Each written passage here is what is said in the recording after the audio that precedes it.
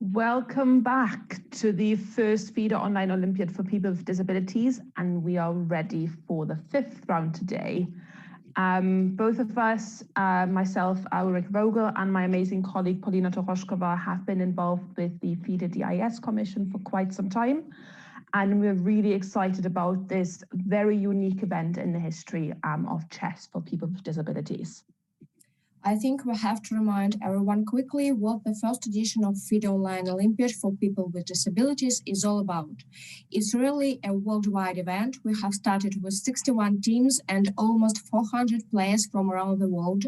The event consists of 2 stages. The first one is a 7-round Swiss system from which the best 4 teams will qualify to play double round semi-final. The 2 best teams will advance to the finals, while the 2 other teams will compete for the 3rd prize. The time control in all stages is 25 minutes plus 10 seconds increment. And a nice feature of this event is that every team has 1 female board. And as we sort of mentioned yesterday in our broadcast, and a little bit as anticipated, yesterday's 4th round did bring quite a few surprises.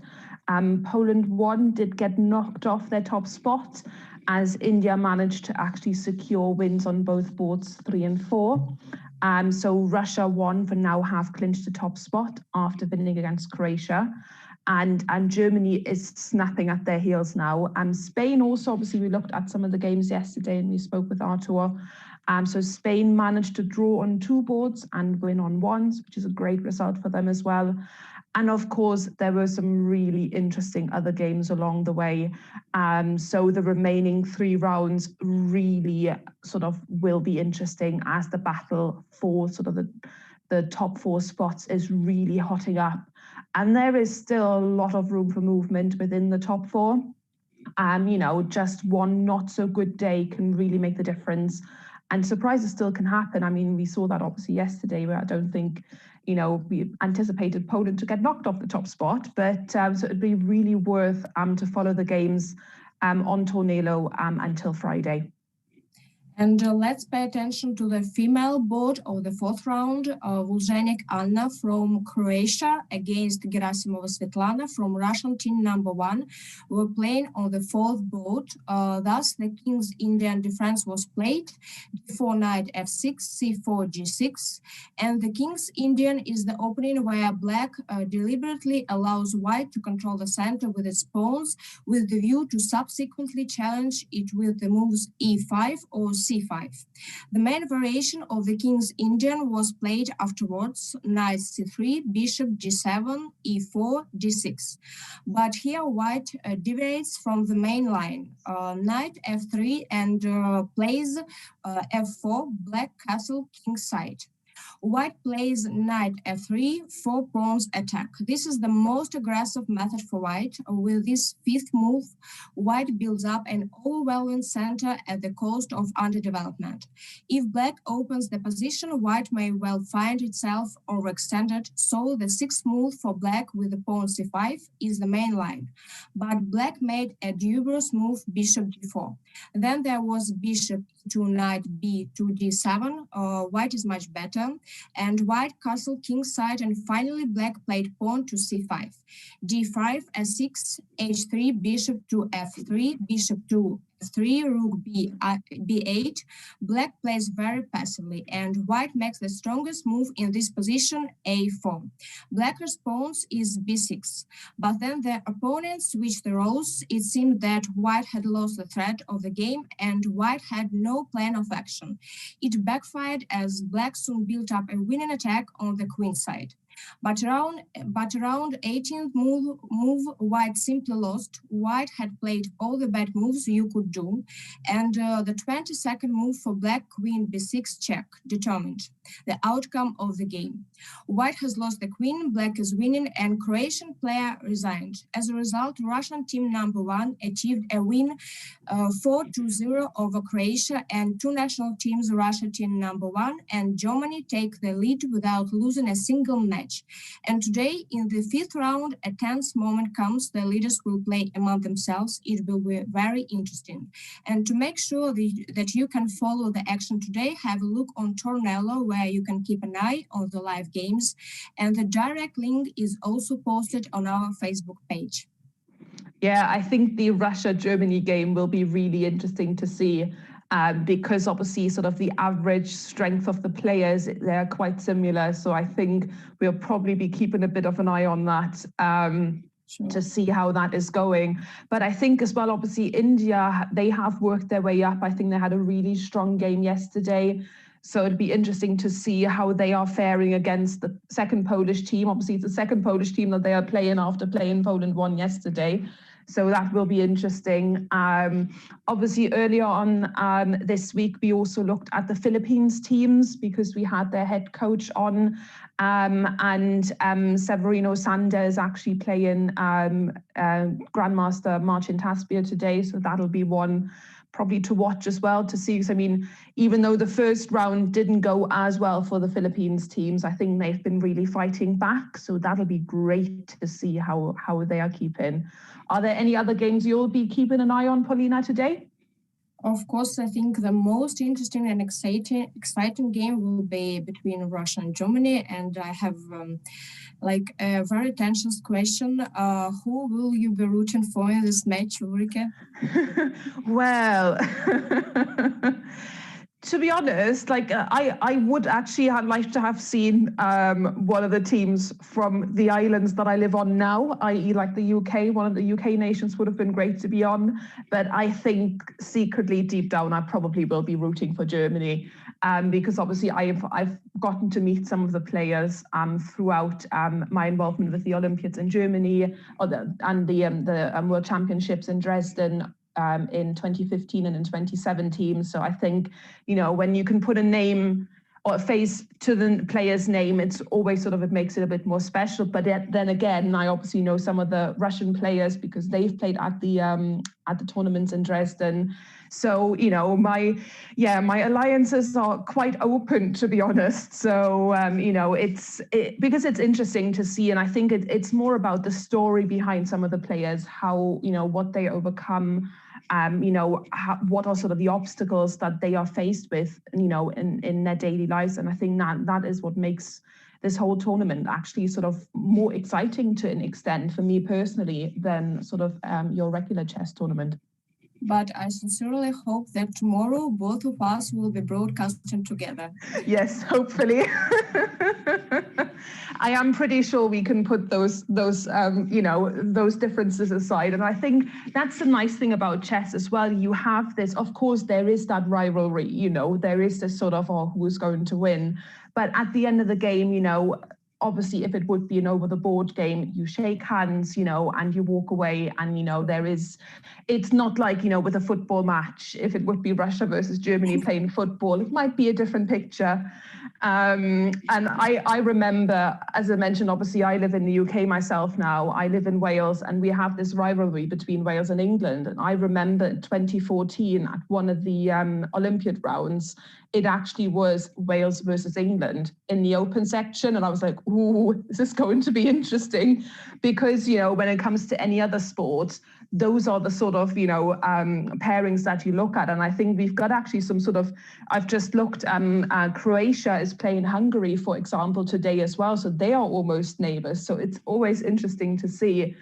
But, you know, everybody sort of walks away at the end, shaking their hands and, you know, probably being a little bit grumpy for half an hour or so, but, you know, they'll still talk the next day, which is, I think, really the great thing about chess. So, yeah. We also obviously will have a special guest coming on. I think we're just waiting for him to log in.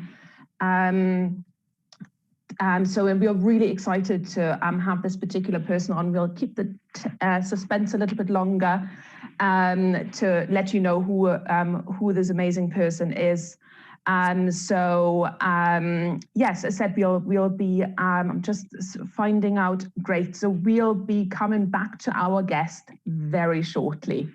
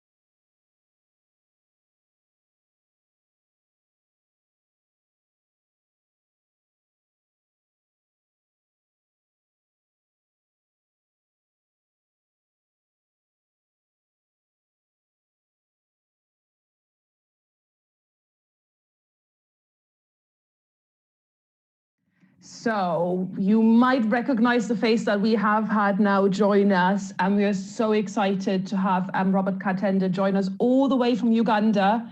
Thank you so much for making the time and coming on to talk to us. We are so excited to have you on. Yeah, it's my honor to connect, and thank you for the great work you're doing. It's such a privilege to be able to connect via technology. Yeah, no, very much. I mean, you know, I know your team has faced probably some of the biggest challenges when it comes to the internet connection. So I guess, you know, it's sort of as nice as modern technology is, it obviously does bring its challenges. So tell us a bit more about like, what are some of the challenges that you guys have faced to participate? Yeah, of course, there are quite several changes. Being in a nation, our infrastructure is not well set up, and every thought of really figuring out what to do best. Internet is very expensive here.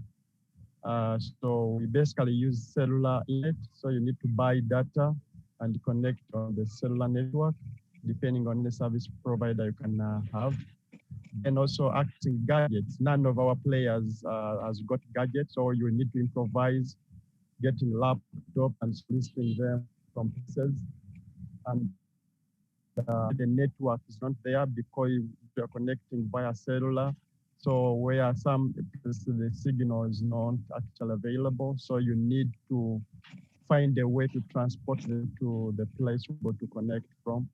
So we end up bringing all to Academy Center in Katwe, and then we get connected. There is only one girl player, Angel. So for Angel, we have an instructor home play to see that can get up from there and then get to a place where they can connect from. So it's really a great experience for us, but we hope there. Yeah, I mean, that's just amazing dedication from your side to really get your players, you know, to make sure that they can participate. And obviously, a lot of people will recognize your name, obviously, from the movie Queen of Katwe. So how has that particular movie sort of changed people's perception of chess in the region, in Uganda, but also across Africa? Yeah, actually, I think the Queen of Katwe movie as a project, and especially being a true story, it has very much inspired so many people, and it has brought, I call it a wave of chess, not only in Uganda, but across the globe, that many people used to look at chess as a game of the elite, as a game of people, especially for us from this side of Africa, like people who must have been abroad and they have some roots or connections to play chess. Now, I think chess brought down to the grassroots in more of all places to the slums, and seeing these kids expressing themselves on the board to show the intellect they have. I think that has changed everyone's imagination. And right now, most schools are embracing the game, and all communities are embracing the game. Many development organizations are coming up, and they reach out to me and say, hey, Robert, we used to talk about chess, and all we would ask for, how many championships have you won? We did not really recognize that it's such a powerful social tool, which can really lead to social transformation. And I think this has been a new kind of era in the people's mindset when it comes to chess.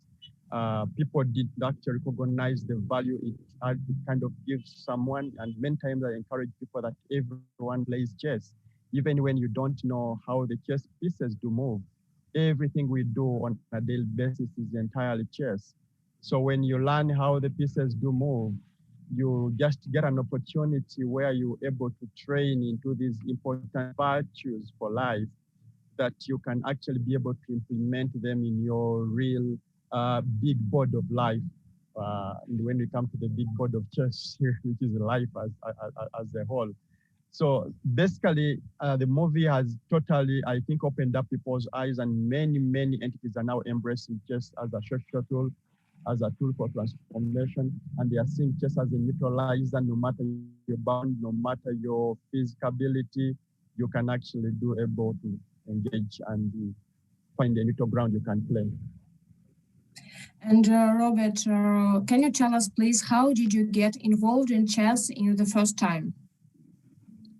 My being ushered into chess was a fun engagement, really, because I personally didn't know what chess was all about, and I came across the chessboard when I was in my high school.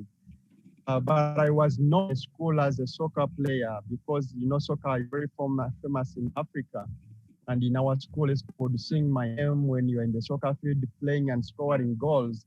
And as well as even in it was one of the best performers. So one evening when I found students, yes, I asked them what it was. And one of them jokingly told me, Robert, go and play your football. This is a game of intellects. I said, what? I said, this is a game of clever people. Go and run up the ball. And to me so hard because I was really performing well in my class, always number one. And I was wondering, how come I have nicknames like mathematician, academic giant, and I don't know how to play the game for people?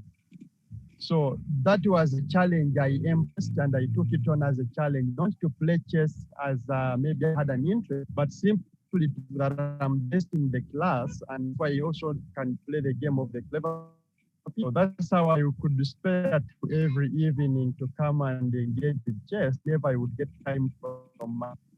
But after my high school, when I joined the faculty of engineering, there to prove that you're genius, you must have also a connection to chess. They knew how to play, although it was so that's when I really became so serious. And by the time I graduated from college, I had actually put some competitions as well. That's really great. That's a great story. And I think, you know, it just shows like how chess, obviously, as we mentioned, how the perception of chess really has changed on the back of the movie as well. And do you remember the first day when you met Fiona? Tell us a bit more about that.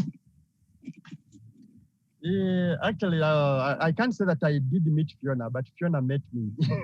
Okay. Yes, Fiona came to the slums where I was conducting a program when I started the chess program. Actually, she came almost after a year when I had started, but she came following the brother, and I didn't know that she actually had a brother in the program. So when I saw her outside, I just invited her in, hey, young girl, would you like to come and join us? By then I had a few girls in the program, and being in the slum, and girls are very vulnerable. So most of the guardians and the parents are more protective to the girl child than the boys. The boys can loiter around, go anywhere they want, but very few girls would move around unless maybe they don't have any serious caretaker.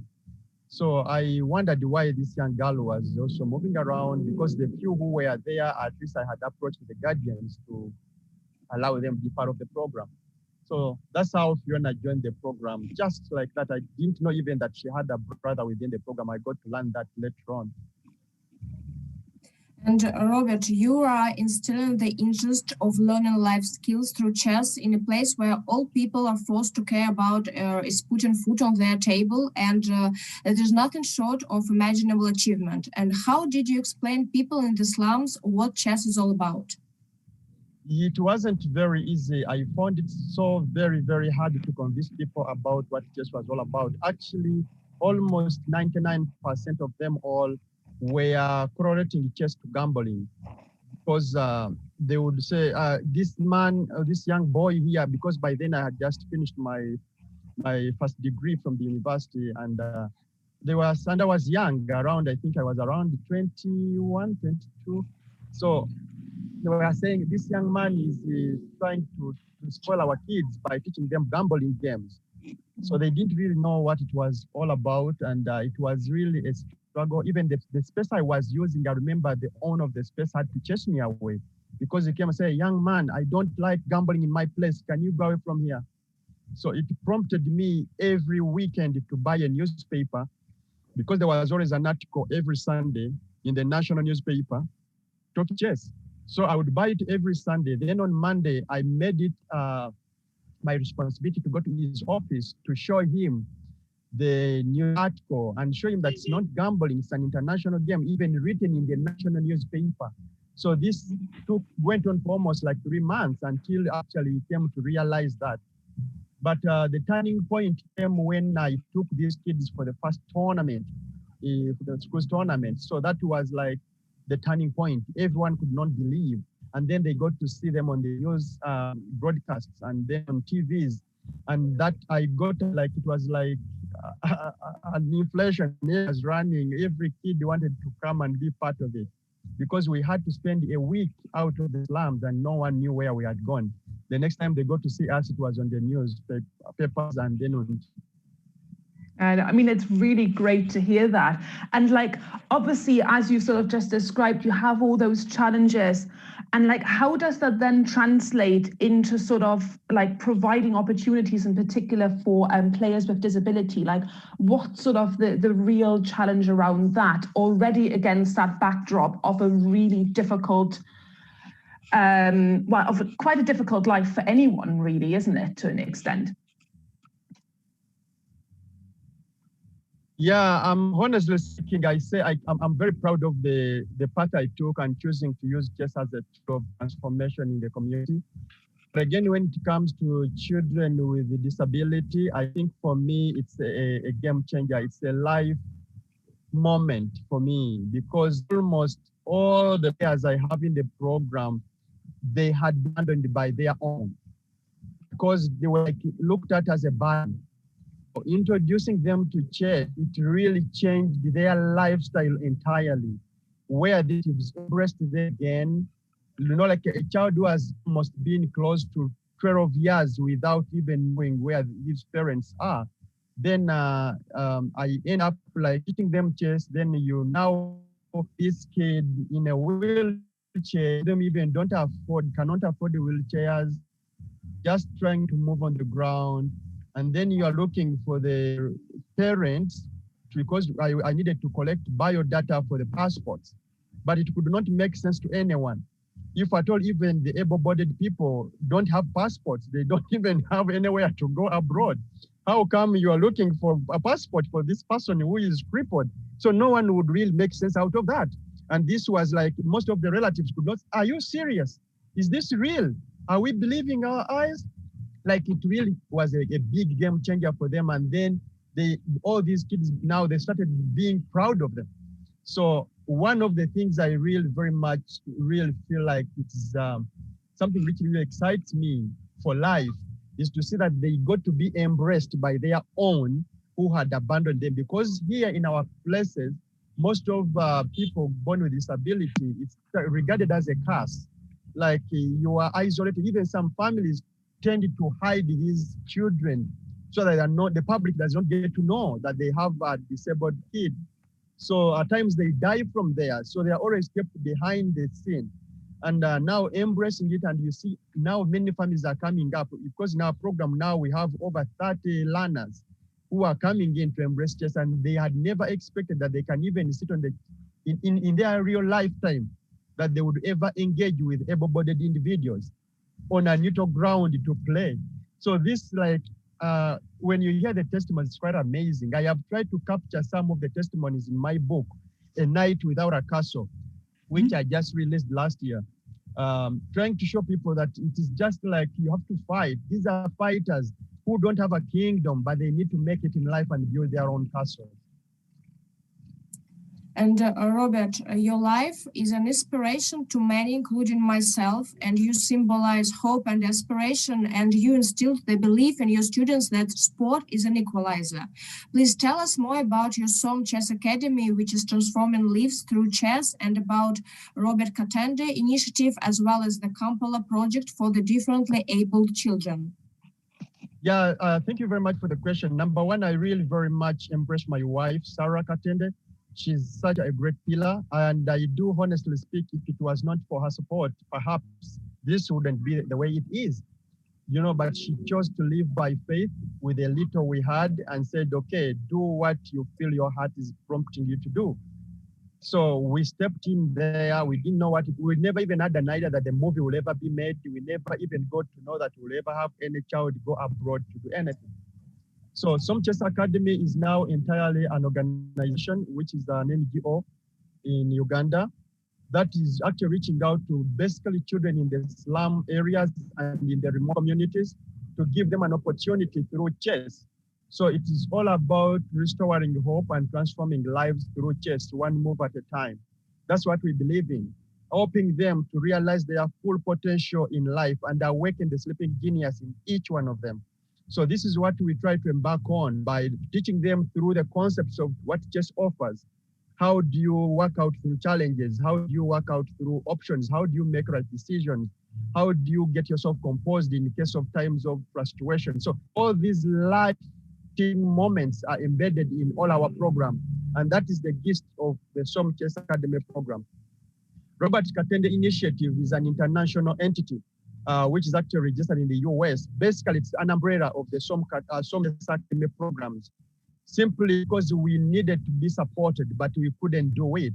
So we started the Robert Katende Initiative just for wishers, people who identify with our work, people who want to come on to be people who want to be life changers in this world, to make people's lives better, that they can have a platform where they can connect with our work, transform lives through this particular work. So that's how the initiative came in place, and it focuses so much on skills. Now we have the disabled kids who started right as beggars. Right now they are instructors. They have attained the skills. They are even learning computing. Why? Because the Robert Katende Initiative looks at how do we skill these youth. After introducing them to chess, they are growing up to realize their full potential in life. They need something to do for sustainability. Do they survive? How they? Now it's interesting to see Washwa, who is actually playing our body one, is now an instructor in Som Chess Academy. And he tells I never knew that I will never be able to even have an audience who ask me questions. So this is amazing to see how all this works out. The differently able chess program, it is the first one of its kind.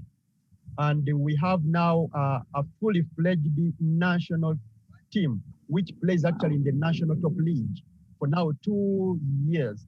But it wasn't easy to break out all this kind of stigma which was there. But now you have even to make the national federation to make a special arrangement, because this is a special needs team. And for now 2 consecutive years, they have been playing. As a whole, we have so many programs running across the country, but we don't have the facilitation to enable all the learners to be part of the national league. So as an organization, we have only 7 teams playing in the top national league. That's really amazing to hear. I mean, you know, it's really an inspiration to hear you talk about like how close to your heart it is, and that, you know, obviously your wife has let you go with your heart and, you know, go out there and support and, you know, make all those amazing things happen.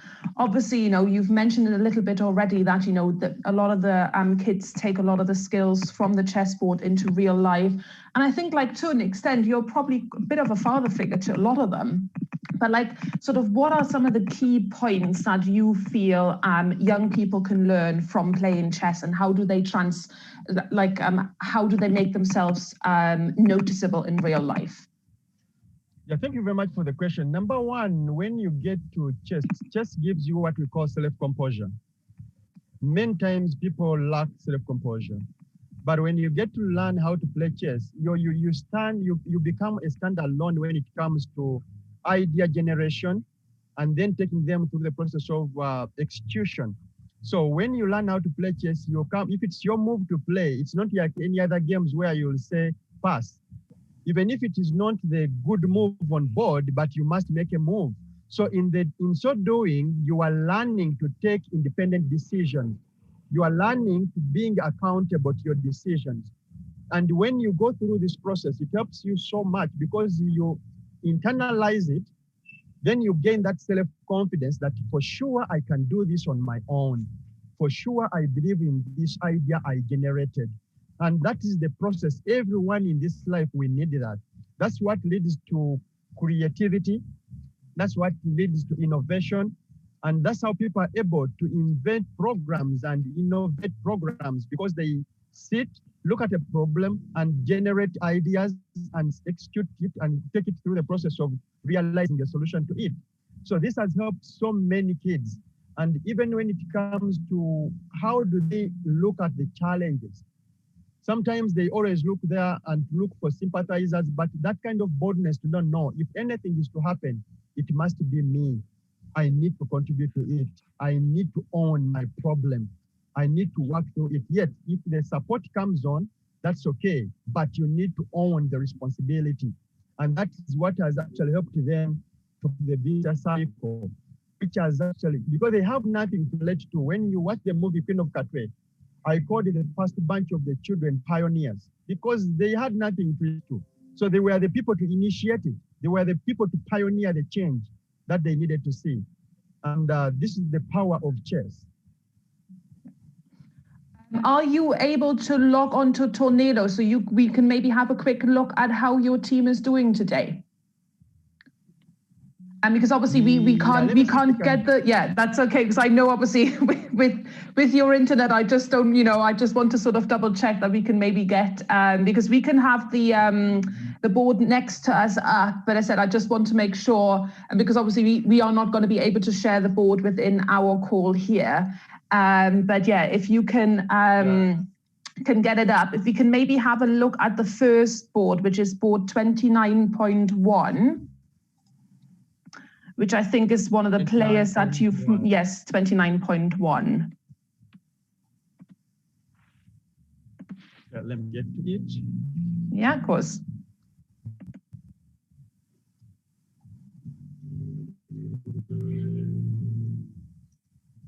$9.1?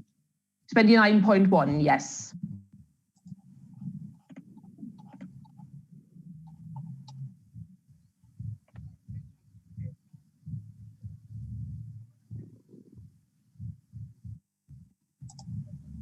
Uh, 29.1 minus different. Okay. That's not up there.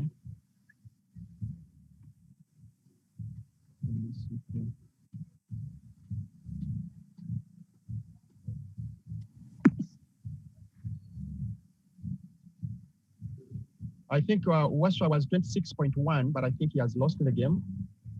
Yes, I think, yes, you're one of your players, I think, yeah, the fourth board, by the looks of it. So yeah, are you able to get onto it, onto 29.1? 21, 29.1, fourth board. Okay, let me go to fourth board. Yeah, of course.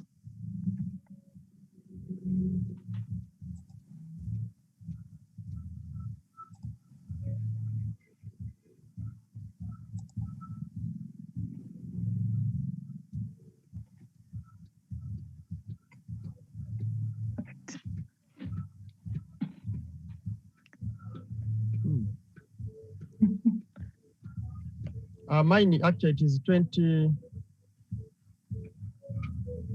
27.4. Okay.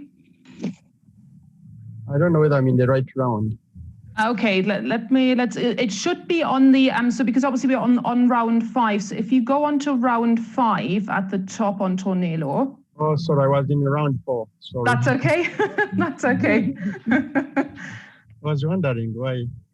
Okay. Yeah, actually, they are all still playing, even in Washa. Yeah, 29.1. You're right. Okay, I am there now. Perfect. We have the board up next to us as well in the broadcast. So obviously, I know your players looking a little bit low on time. But yeah, talk to us a little bit about the game. If you can sort of just let us know what sort of happened there by looking at that board. Yeah, I can see he tried to castle and the opponent hasn't castled yet.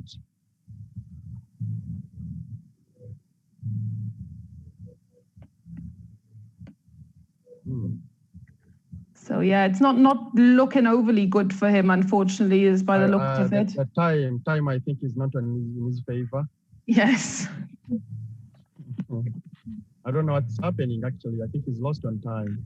Yeah, it might. Yeah, maybe he had potentially. He might have had even connection problems. Yeah, unfortunately, yeah, yeah, somehow the network is really a big challenge here. And when you buy data, you buy with cellular.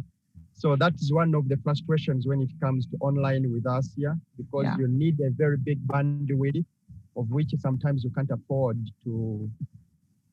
Of course, yeah. Perfect. Would you? It's lost on time. Yeah, it does look like it, doesn't it? But I think that the second, so 29.2, I think the second board, that game is still going on by the looks of it. Let's just have a look at that.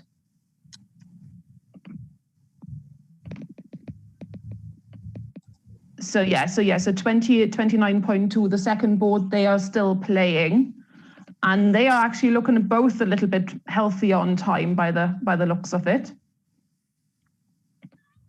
So what's you able to get the second board up on your screen, Robert? I'm trying to get there. Yeah, of course. Just a moment. That's okay. I'm trying to get away from this board to the other board. If you just go on to back, and then you should be able to to scroll back to the bottom, that should bring you back, but it might bring you back into the list of the players. And then if you go back into round 5.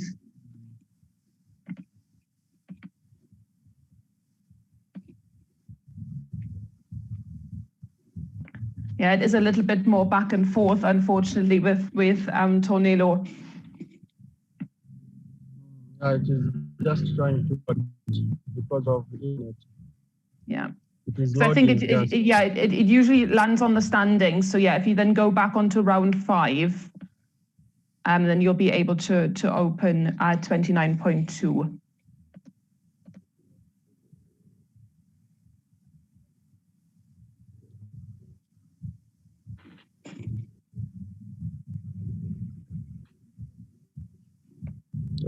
Just bear with me, the internet is taking long to load.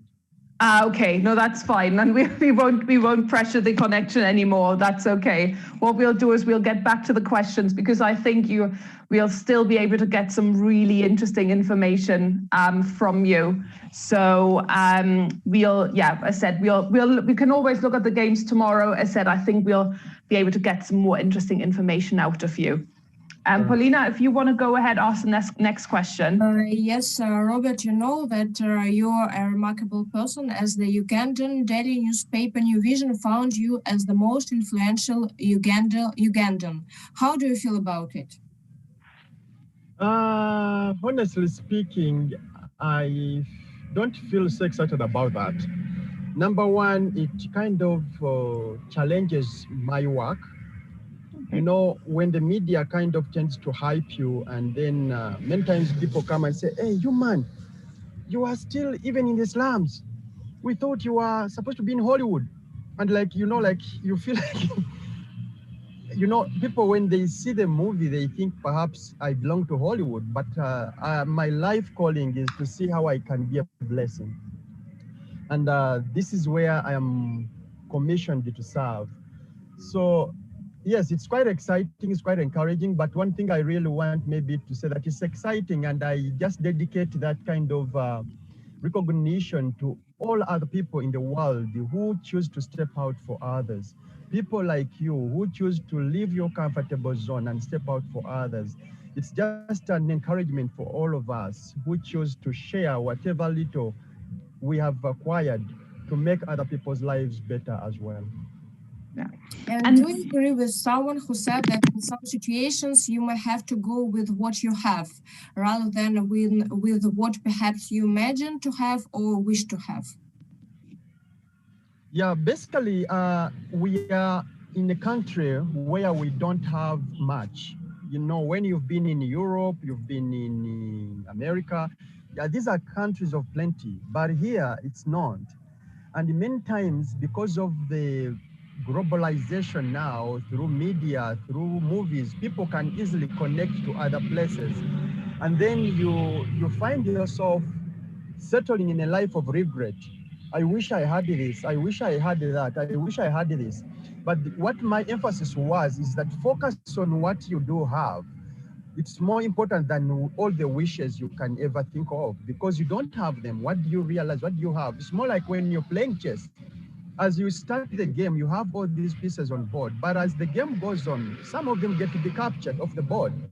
But you stay focused with the little pieces you have, and you plan still with the material you do have, and you are still able to pursue the same goal you had at the beginning of the game, irrespective of how many pieces you still have on the board. This is why I encourage, and this translates directly into our lifestyles, because we don't have the same capacity, we don't have the same connections, we don't have the same resources.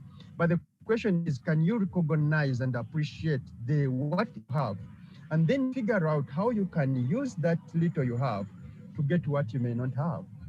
Yeah, that's really amazing to hear, and I think it's important, for us to remember as well. I mean, I'm obviously talking as someone who does live in Europe, where we have plenty, and I think it's sort of it just shows how much we really need to appreciate what we have, and I think.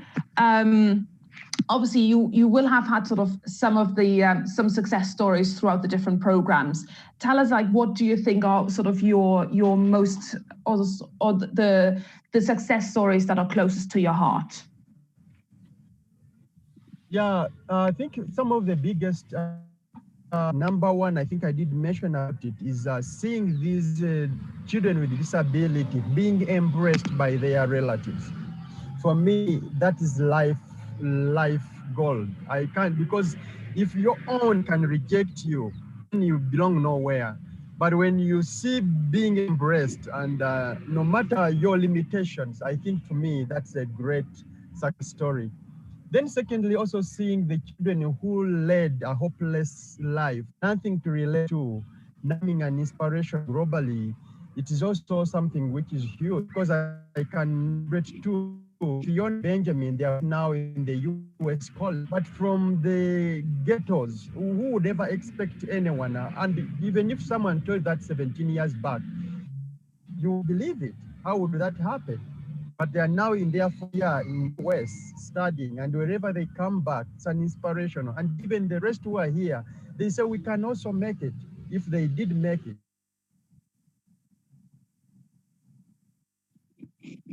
No, that's really great to hear.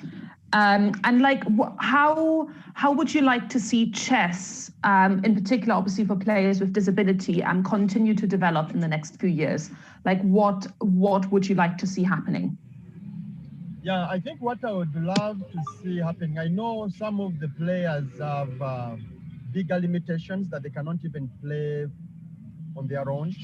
And with technology, I know we need, I think, to see that we create gadgets that are compatible to their physical ability, that they can have that physical feeling. Yes, it's okay when I can play with an assistant, but again, it's more meaningful when I can really also do it on my own.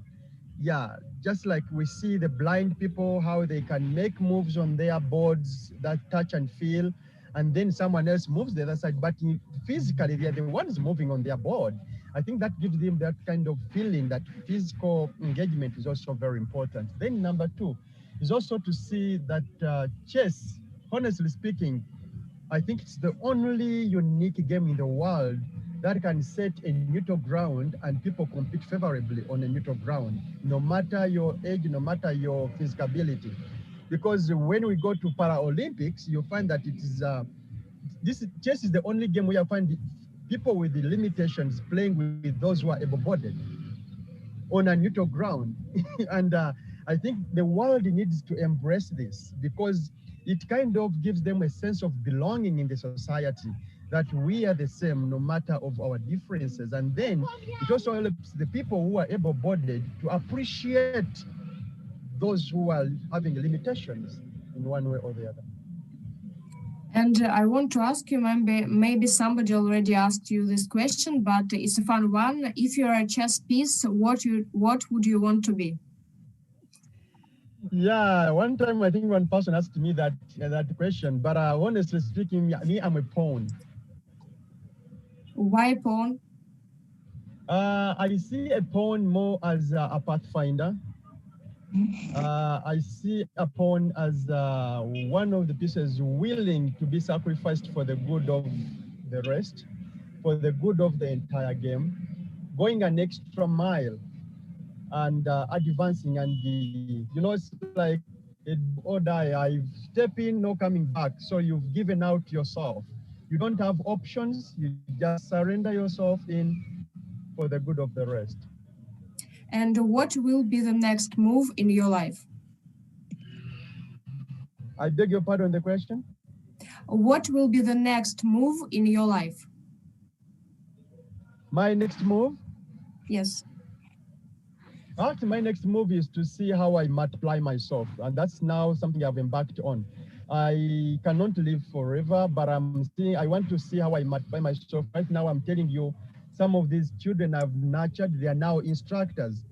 That means I have been able to multiply myself. Yes, I graduated with a degree. I had so many attacks from some of my relatives, how I have put education, have spoiled all the labor I put in, the struggle through to attain education. It also hurt me, and I feel like maybe this is real. Many times I would even be tempted to make application to go for a job. But I came to understand that the children I've been working with for now 17 years, I can now celebrate 11 degrees from different professions. Now, my one degree has multiplied itself. And if it had just concentrated on my one degree, I would still be that one degree. And now I can see so many youths have now turned out to be responsible adults in the community, with others doctorate, they are doctors, others are accountants, others are in IT, which something I cannot do with my one degree in civil engineering. So I came to understand that perhaps my struggles to go through all the way to college was possibly to just know the way how I can lead others there. Now that's really great to hear, and I think it's sometimes, as you said, there are opportunities, but it's finding your own way. And I think, with all the amazing projects that you've been working on, I think, you definitely have found your way, you found your niche. And I think with what you've been doing, you've been giving back to so many people. And it's really inspiring to hear those sort of stories. And obviously, with what's happened this year with, the COVID crisis, like how has that impacted you guys as well? Yeah, the COVID crisis has actually impacted us almost 98% because our programs are entirely dependent on support from other people.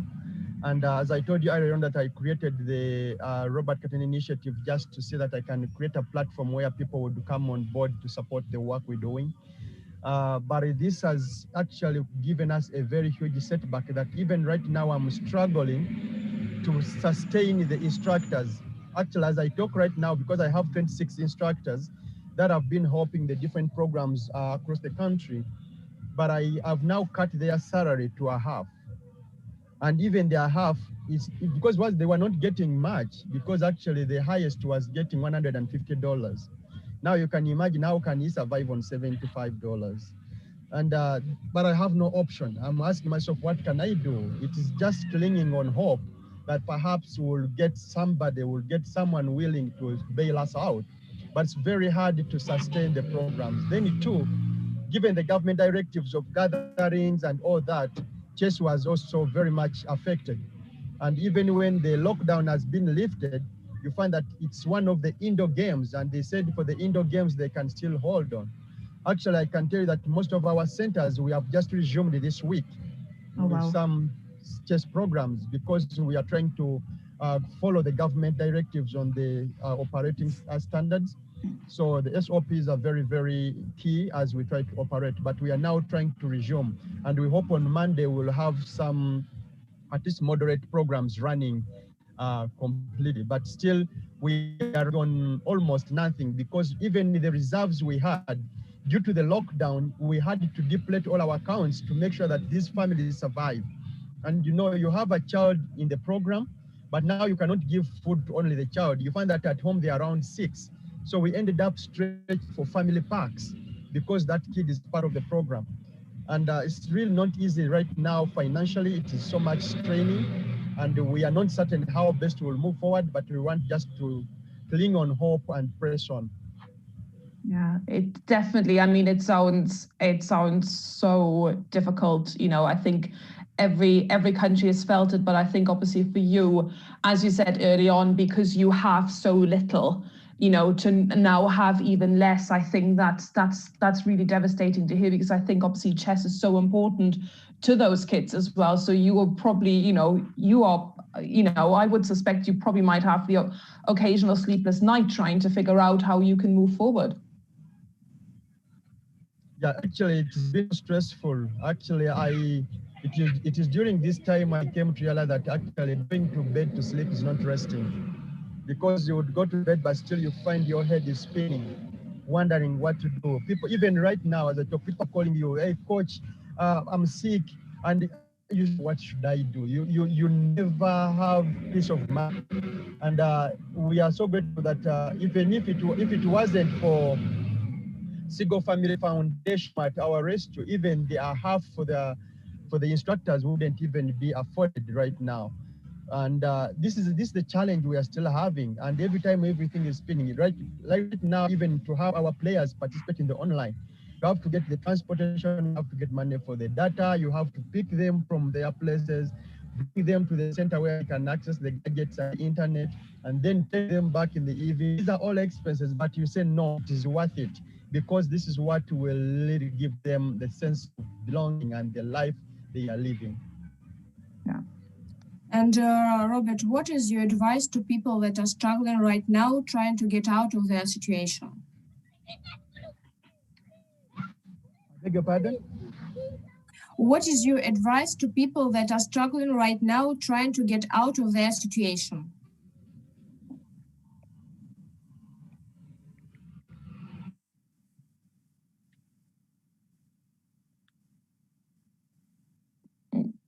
I think we might have just lost Robert, but I'm sure he'll probably be back in. Yes, I think he's just coming back on again. Yeah, I'm really so sorry. I did get your last question. No, it's okay. It's okay. Yes. What is your advice to people that are struggling right now, trying to get out of their situation?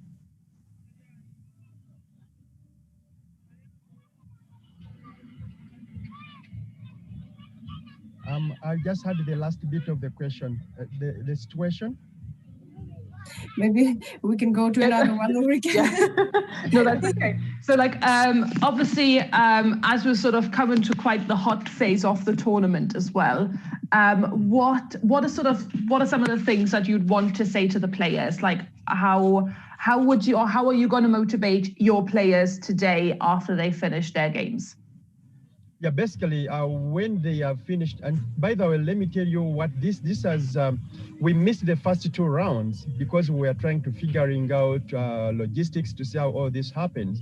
But this is a life-changing moment for them, and everyone actually across when we come to the chess fraternity in Uganda, I think it's the first of its kind for them to be able to play online. And it gives them that kind of self-esteem, that kind of life embracement, because there are people who may be thought of last in life, but to see that they are actually prioritized, because if you're told even the Olympiad, they were excited to go to Russia because we were preparing them for that, and it didn't happen because of the COVID-19. And now see that this opportunity unfolds. That's why I had to go an extra mile to see that no matter what it takes, I need to see that they can really get to do it. That's why even when we had some tournaments through the help of other friends like Grandmaster Thomas Ruther, we had to stretch to see how do they get to the US to play. Now, this changed their entire world. Many people, even they go testify in the community. We've been in America, and they say, really? And they need to bring out their accolades. They need to bring out, and this kind of gives them hope to see tomorrow. And there is nothing you can ever do to give them that kind of belonging and that kind of self-esteem. It's really amazing to hear those stories, honestly, Robert. It's been so great. It's amazing to hear all the hard work that you're putting in, the sleepless nights that you are having, no doubt. And, you know, I'm more than sure that all the players, all the kids' lives that you have changed, they'll be more than appreciative. And really, we really appreciate you taking the time today as well to come on. Thankfully, the internet has played ball as well, with the odd exception. So we really, really thank you. Honestly, we're really grateful that you've taken the time today to have a chat with us. Thank you very much for having me. It's always an honor for me to share. And thank you for the opportunity to allow us also be part of this international engagement. It really means a lot to me and to the children themselves as they play. Yes, Robert, we are really very honored by your presence today. Thank you very much for spending your time with us. Thank you very much. Thank you. Have a great time. Thank you. Yes, thank you.